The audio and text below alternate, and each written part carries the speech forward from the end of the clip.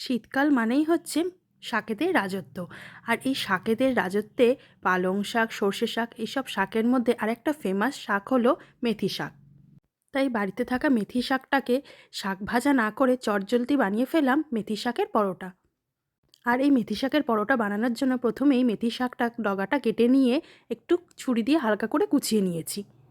এরপর একটা পাত্রে কিছুটা ময়দা এবং তার সাথে অল্প পরিমাণে আটা নিয়ে তার মধ্যে কালো জিরে, হিং, স্বাদমতো লবণ, লঙ্কার গুঁড়ো দিয়ে নিয়েছি এবং তার মধ্যে কুচিয়ে রাখা মেথি শাকটা দিয়ে ভালো করে মেখে নিয়েছি।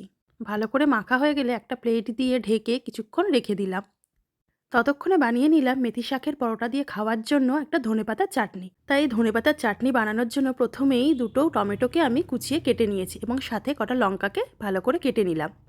এরপরে কড়াইতে সর্ষের তেল নিয়ে তাতে লঙ্কা আর টমেটোটা দিয়ে একটু হিং দিয়ে ভালো করে ভেজে সেটাকে তুলে নিয়েছি। আর মিক্সির জারের মধ্যে ধনেপাতা আর টমেটো লঙ্কার পেস্টটা দিয়ে ভালো করে পেস্ট করে নিয়েছি। ব্যাস তৈরি হয়ে গেল ধনেপাতার চাটনি। কিন্তু আরেকটা জিনিসও বাকি রয়েছে, যেটা না হলে এই ধনেপাতার চাটনিটা কিন্তু টেস্টটা ভালো হবে না। তার জন্য দিয়ে নিয়েছি একটা গোটা পাতিলেবুর রস। এই লেবুর রসে ধনেপাতার চাটনিটার টেস্ট আরও সুন্দর করে তোলে।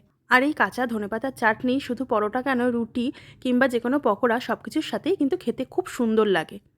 এরপরে মেখে রাখা ময়দা থেকে লেচি কেটে আটার গুঁড়ো দিয়ে রুটির মতো করে ভালো করে বেলে তাওয়াতে আগে প্রথমে সেঁকে নিয়েছি।